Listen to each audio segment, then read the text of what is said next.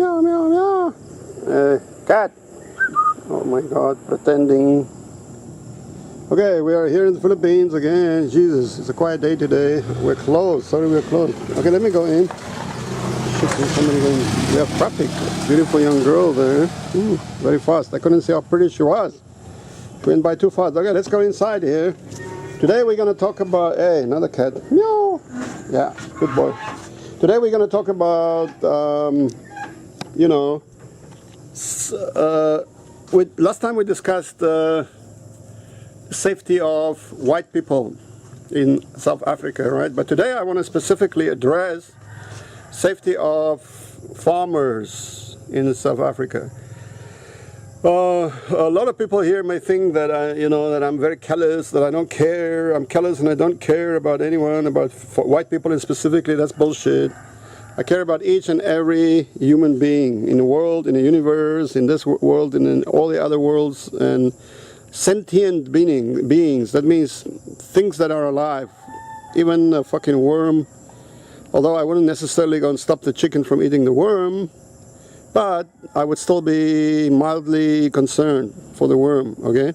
So there you go. So do I care for the white farmers? Yes. White farmers, black farmers. I also care for the black farmers, because what many white farmers don't want to admit is that about half of all these farmers getting attacked are black. But you would never hear the white farmers say, oh, don't attack the black farmers, right? So, as long as we just care for everybody, then I'm fine with that, okay? I don't have time for this fucking bullshit about, oh, white people this, white people that, There is a folksmoord happening against white people, bullshit like this fucking garbage. If you talk about folksmoord is like extermination. Then you look what the Germans did in Namibia. What today is Namibia, the old days was Southwest Africa, German, Deutsche Südwestafrika. What they did to the Hereros, they murdered 90% of the Herero nation by chasing them into the desert and then watching them die. It took like weeks and weeks and weeks for the men, women and children to fucking starve to death in front of these Germans, friendly Germans, with machine guns pointing at these people so they couldn't move. Now that is fucking extermination, okay? Not like 1 or 2 or 5 or 10 or maybe 20 farmers getting attacked during a year. That has got fuck all to do with extermination, okay? But, or what did the Germans do to the fucking Jews during the Second World War? 7 million of them. No, that is a fucking good extermination campaign if you ask me, okay? But not a dozen farmers getting attacked here and there, and another dozen black farmers. That's fucking bullshit, okay? But as long as we get away from that fucking bullshit idea, let's get to the idea of safety. Because I'm concerned about safety, okay? Okay, yeah, you look at my place here. If you look at my place here, it doesn't seem like, this is my fucking protection. A fucking pregnant little cat. Meow, meow, meow. And she doesn't give a fuck. She just wants to play. And there is my entrance, okay? This is my lock of my fucking entrance. This little, piece of plastic you see there. Do I have fucking windows? No. I can put my hand through there. There's no window here. There's a half a wall here. So, yes, but I don't recommend this, okay? I do it because I live like this, because I feel confident enough about my environment. There are people here that are very afraid. Very afraid. They live behind high fucking walls, okay, with bodyguards. I'm telling you. There's right now, as we are speaking, there is martial law in this area. Martial fucking law. Okay? Now, okay, but I want to discuss security, safety, and survival, because that's the thing that I'm a teacher of safety, security, and survival. I've been training people, okay?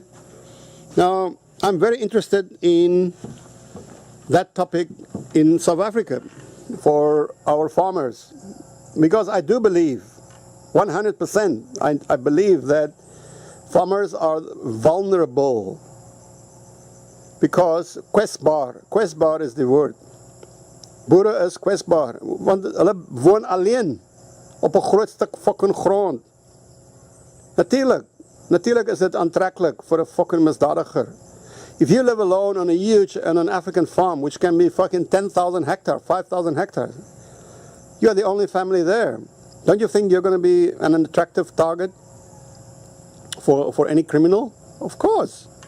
Criminals are just like any other fucking human being. We're all fucking lazy. We don't want to work hard. Does anybody here want to work fucking hard? No. You are fucking lazy. I am fucking lazy. Let's be honest, okay? A criminal is exactly the same, if not even fucking lazier. Why do you think a criminal became a criminal in the first instance? Because he wants to go fucking scrub floors, wash dishes, clean the fucking road. No. He doesn't want to fucking work hard.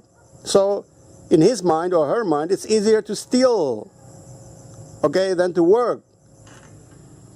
So, for a fucking criminal, and I hate criminals, I'm a fucking real African. In Africa, if you steal anything, a cell phone, you can easily get killed. Many thieves get killed every year in Africa, okay? So, that's why what do they need? A criminal wants a fucking soft target, a sachte teken, okay? Now, vra yourself die vraag. Ask yourself that question.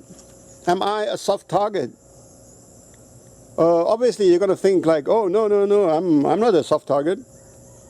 You know, I'm a tough dude. Oh, I can take care of myself or blah, blah, blah, blah, right? Bullshit. Okay, look at yourself and your house, your home, your environment. Look at it honestly. You have to have an honest assessment, okay? And then you have to assess yourself and your environment and then decide what measures is needed to safeguard me and myself and my family and everybody, right? So that is the first thing you have to do is to safeguard your home or your business or your home and a farm. Your farm is your business and your home, right? So you got to safeguard your farm. Access, control, toegangsbeheer.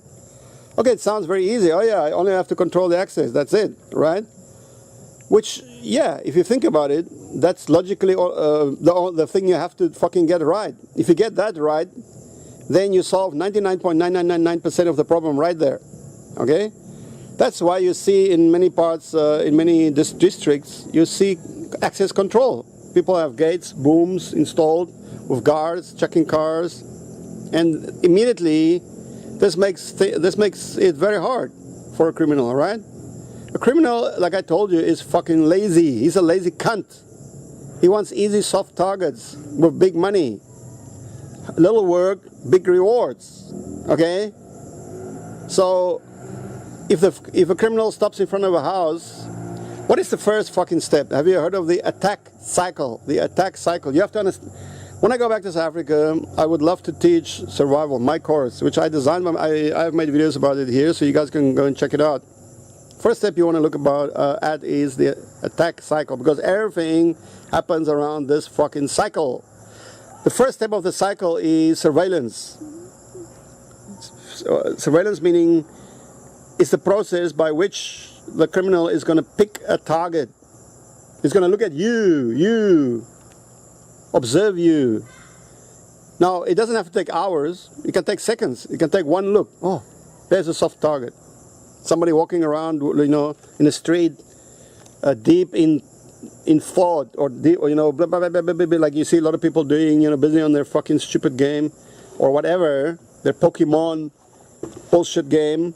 You're a soft target because you don't know what the fuck's going on around you. This guy can walk up to you, right behind you, or take something out of your pocket. You wouldn't know that. So there you go. The same thing happens at your home when somebody is observing your house, or people go to the mall. Criminals go to the fucking shopping mall. They sit there in their vehicle and they watch shoppers emerge from the shop carrying heavy bags. That is a very fruitful area to find victims, because now, oh, what car is that woman, that fat old woman there? She's carrying like 5 heavy bags. She's fat, she's overweight, she's not paying attention. She gets in her big BMW. Ooh, let's follow her. There we go. Now they follow you. You don't look in your mirror. You're not paying attention. You want to get home so you can jump into the fucking ice cream, right? And then that's the first step. You're being victimized without even fucking knowing that, because you are a soft target. When a criminal stops in front of a house and they observe the house, oh, here is a low fence. Okay, there are no dogs. There are no. They don't see any cameras. They don't see any access equipment, control equipment, whatever. They see somebody comes home. It's an old person, with a walking stick with a little fucking lapdog. Then they go like, yeah, we've hit the jackpot. But in the opposite side, if they stop in front of a big house, it's getting dark, and they see a fucking dude comes in with and when he gets out, he has a pistol in his hand, and he's got fucking 5-6 big dogs outside, burbuls. Burbul is the biggest dog in the world, by the way, dudes. We export them now to USA and so on, $5,000 for a burbul. And they see some flickering red lights, and they think, this guy's got cameras, he's got electronic access control equipment. And then they're gonna say, well, this looks like hard work. So we're gonna move on, looking for the soft target. And that's the same on the farm where you are. Are you a soft target? Because by definition, a farmer should be much softer target than somebody who's surrounded by neighbors, who has a neighborhood watch or has access control to that street, who is near a police station, whatever, right? On a farm, you're far removed from neighbors, from police, from problems like that. For a criminal, a farmer is a juicy target. Like you come into a juicy steak, the fucking criminal thinks about you like a juicy steak. Wow, there we go. I only have to get into that big fucking farmhouse. It's full of money, full of valuables, no neighbors for miles and miles, no police for miles and miles, no help for miles and miles. I only have to get in. And bingo, I won the fucking jackpot. That is why farmers are getting attacked, because criminals see you as a soft fucking target. And let's face it, there are many farmers who are soft targets because they don't feel a fire. Oh, it's my right. Oh, the government has to take care of me. The government has to protect me. Dude, I've got news for you. No fucking government in the fucking wide world, not even in Russia or in any country, North Korea or in fucking USA or Australia, does any fucking government have the resources to send a policeman to each and every inhabitant of that fucking country, okay? Dream fucking on. Wank, wank, wank, wank, okay? So the bottom line is you have to take care of your fucking self. Because if you wait for the police, the government, or your neighbors, then you are a fucking walking, talking target. And you are asking for it. And you fucking deserve it. And you're gonna get it, okay? So stop fucking complaining and do something about it. It's not fucking rocket science, okay? You don't have to be a fucking, chopper pilot to figure it out. It's simple. Access control. How can you control your access to your farm, to the road leading up to the farm, the fucking farm road? The neighborhood can get together. Okay, we all know about the commando system. That's a good start. Keep in touch with your neighbors. I know many farmers have radios and contact with their neighbors. Very good. Very good. Have measures in place. Nuot mad drills, of course. Okay, now many farmers will tell me, yes, of course, I'm not fucking stupid. I have that. Great. Great. That's a good start. Now, that is the macro environment. You have a macro and a micro. A micro and a macro omgeving. Okay? On the macro scale, you want to be sure that you can connect with your neighbors, the police, and so on, right? You have maybe roving guards, even in a district. Every night, one farmer or two farmers can get together. They are the roving guards. They will drive around and so on. But you yourself, your micro environment, your own farm, you gotta make sure that you have some control there. I remember I think it was the 90s. I read this article about Zimbabwe, when the Zimbabwean government went berserker and started to grab white farmers' land. And they shipped in, they bussed in, they trucked in like hundreds, I think 500, hooligans from the fucking Salisbury or Harari streets to grab a farm. But this farmer knew that they're going to come. So he had 300 or 200 workers, farm workers. He trained them intensively for weeks, for months before this time. When these fucking dudes showed up on his farm, these 300 hooligans or 500 hooligans, his workers were organized, they were warned, they knew that they were on the way, they fucking mobilized immediately.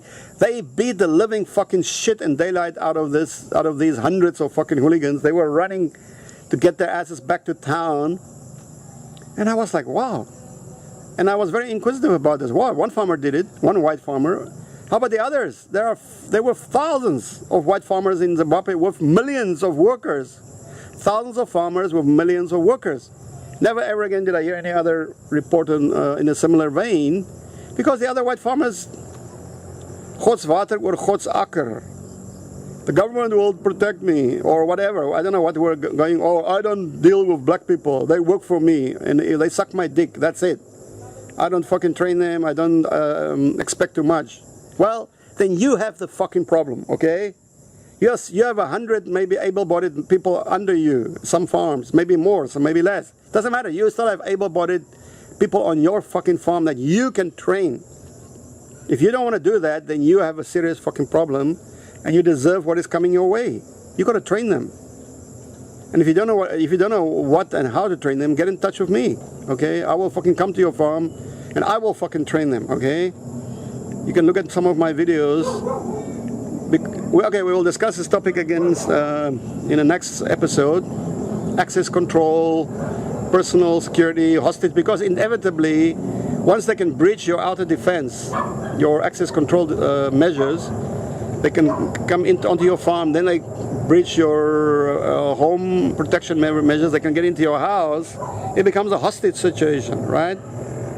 So, step by step, you have to understand each stage in this attack cycle and how to respond. You have to be able to, there's some certain calculations that you have to think about and have to understand to be able to survive, okay? Well, I'm running out of battery on my camera now, so that's what I wanted to say. Okay, come on guys, we're all in this together. We have to fight fucking criminality. I hate the fucking criminal. Death to all fucking criminals. Kill them all. I feel nothing for a criminal, nothing. I will not fucking spit on them. Ek sal nie op hulle spoeg as hulle spontaan in die fucking brand slaan nie, okay? Ek sal nie op hulle pis of kots eers nie, okay? As hulle in die brand slaan nie. So, dis wat ek voel vir 'n fucking krimineel. Ek voel fucking vere. Okay? This is to all the farmers of South Africa there. Let's clear up this problem. Training, training, training. Okay? Cheers.